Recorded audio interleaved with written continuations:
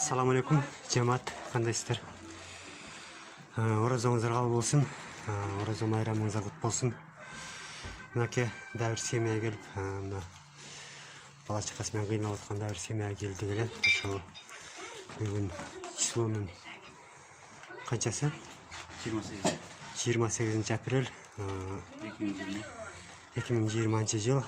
Ошол дагы сиздерден суранып элек ушундай кыйналган эжекелерге толтура болот. Бул жакта колуңуздардан келишинче жардамыңыздарды берип, кичине болсо да колуңуздардан келген ораза битирби башкабы колуңуздардан келсе